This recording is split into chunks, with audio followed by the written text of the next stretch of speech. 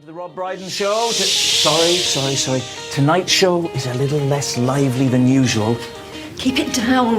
We don't want Mr. Wogan to get overexcited. Fat chance of that. Charming.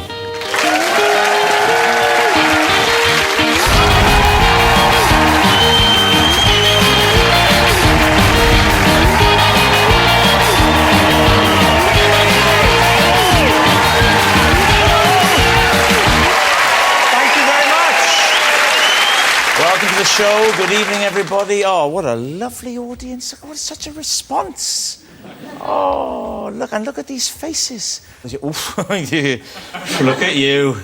Look, he's a sporty guy. You've come in sweatpants. You lazy bugger. Look, there's a chap in the front row.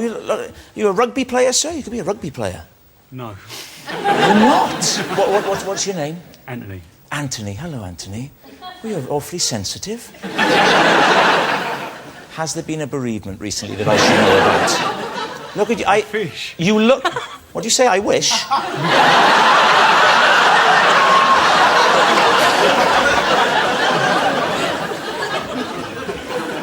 What did you say? I had to be fish passed on. Oh, you're fish. Oh, I'm so sorry. We feel your pain. What sort of fish was it, Anthony? An orange one. Those orange fish. Was it almost golden in hue? I think it could have been that, yeah. I think it was a goldfish. You don't... Well, there's a guy behind you. Now, you could be a rugby player, sir. You could be a Phil Mitchell tribute act. Look at you. Look at you. You're a beefy fellow. People always think that I play rugby, but just because I'm Welsh, it's ridiculous. It's ridiculous. I don't. I was terrified of it at school. I really was. I was timid, and I had a terrible incident on the rugby pitch. It became known as the incident of Jenkins' boot. I was lifted off my feet, thrown onto the ground, face in the mud, studs down my back. Oh, it was horrific. Oh, that Susan Jenkins. She was a mean player. Now we've got Anna Culliford. Where's Anna tonight? Well, there. What do you do, Anna? I'm a trampoline coach. You're a trampoline coach. What does that involve? Well, teaching little kids how to do trampolining.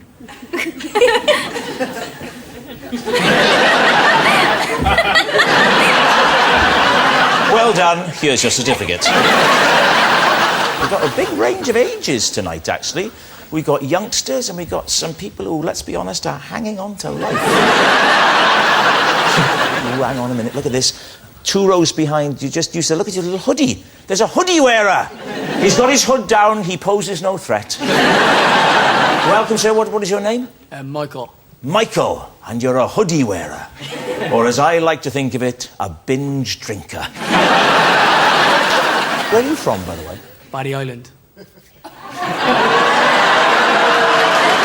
in that case, I will say what a lovely-looking boy you are.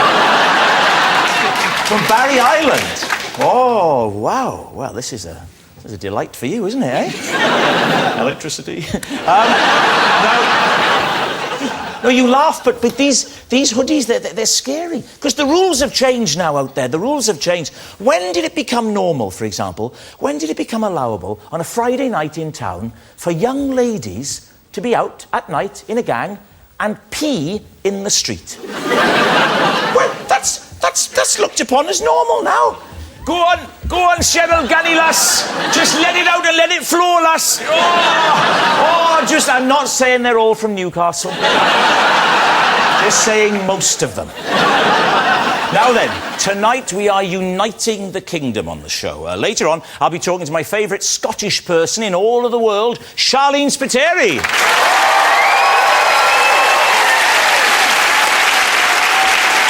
But now it is time to welcome a man who has forgotten more about broadcasting than I will ever know. Although, to be fair, these days, he does forget a lot of things. Please welcome the pride of Old Limerick, Sir Terry Wogan!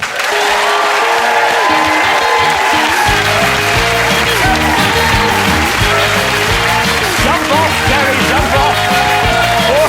Oh.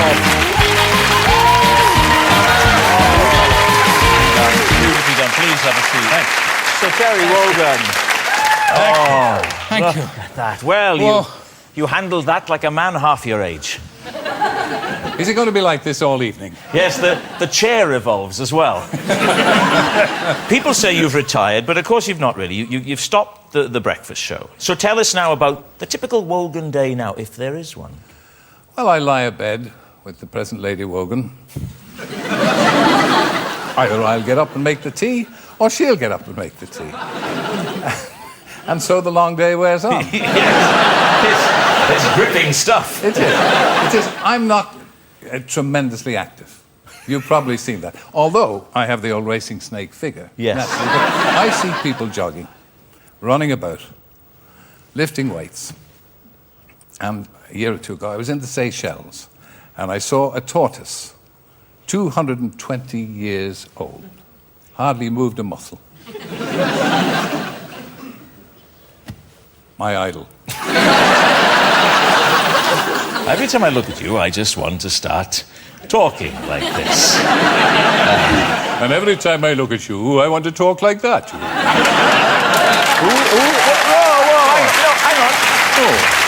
on. No. Wait a minute. No. Who the hell is that? Well, it's a sort of cross between Tom Jones and Neil Kinnock. It had a bit of Ivor the Engine, I think, in there as well. Oh, but you do. You got that lovely voice. I mean, was it always there? It must have been higher when you. Because I think back to the TV show, and it was more of that sort of thing going on, wasn't there? Now it's more like Barry White.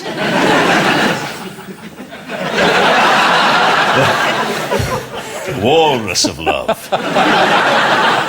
Oh, would that I had that kind of sex appeal. Oh, would that I could, Mother. Oh, would yes. that I could. Yes, indeed. No, whenever I go back to Ireland, people always say, "Oh, I see you've lost your accent." Same thing happens to you when you go back to Wales. Yeah, well, I get if I'm spending time in Wales, I get more Welsh. Once I'm in amongst Welsh people, you know. Do the Welsh like you? No. No. Irish can't stand me either. No. There's a part of you that hasn't let you down. I would say, if anything, it's going from strength to strength, Terry. I'm thinking about that particular episode of Points of View. Let's have a look at a still of you here from Point... Now, take a look at that. Now, there's something there that any man would be proud of. That's a confident gait you got there, Terry. No. What's going on there? Give me a break. That would have been in the afternoon as well.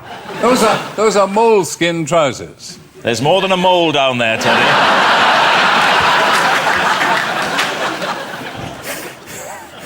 It's a trick of the light. Trust me. Can you teach it to me? Let's move on. I'll cross my legs if I may. I'm surprised you can. There's nothing sacred. Here you are with your own show, feeling you can say anything you like. Yes. Throw any questions at people far more distinguished than you. Yes. You've had a knee transplant, is that right? Yeah, no, I've had my knee replaced. Wow. Whose knee did you get? A knee of, the way it feels at the moment, the knee of a much older man. Oh, is it not a success? Well, no, it'll be okay, I'm sure. I'm very impatient. So, you know, I got a rugby injury 50 years ago. I only got it fixed in February. So there are lots of fibres and muscles in there that have atrophied over 50 years. So it's going to take a little bit before I'm springing around. So you're basically you're sitting around the house, you're watching daytime TV. You are turning into a student, Terry. Countdown, Deal or No Deal, all that stuff. Yeah. Why not? You like Noel on Deal or No Deal? Oh, Noel Tidybeard. Who do you listen to now in the morning? When I don't listen at all. I'm a very shallow person. When I stop doing something, I forget about it completely. That's why I don't know what I'm doing. But so it's on to the next thing. It's the nature of what we do. You do something for a while, and then you decide to give the public a break and go and do something else. So you don't automatically switch on to Radio 2? No. Let's move on. Would you describe for us a typical tog? In the quondam days of my nonage, my first epiphany as a broadcaster, I used to have twits that followed me around. They were the Terry Wogan is Tops Society. Yes. Or Twinkle Toes. Terry Wogan is not kinky like everybody thinks or everybody says. And then my daughter happened to say to me, those old geezers who listen to you. And I happened to say it on the air, and by some great process of osmosis, suddenly there rose up a group of people who call themselves Togs, Terry's Old Geezers and Gals. Now, at first they needed me, because I was Terry, and they were the Old Geezers and Gals. They don't need me anymore. They're all... Then we got There's some... no need to turn ugly. There's some there. Where are they? Would the Togs stand up if they can? There are the Togs, and they've got the... Whoa! Terry, look at that. Like that. You'll notice the youngest amongst them sat down quite quickly. I think she might be here against her will, Terry. But the Togs are now a wonderful, wonderful bunch of people for whom I have the greatest admiration and affection. And I hope it's mutual, because the work that they do for charity, unsung, unpraised, raising millions for children in need, they're terrific people.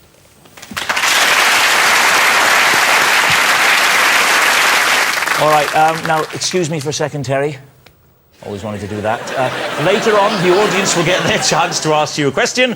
But now, some music representing Scotland. Please welcome the fantastic Sharleen Spiteri.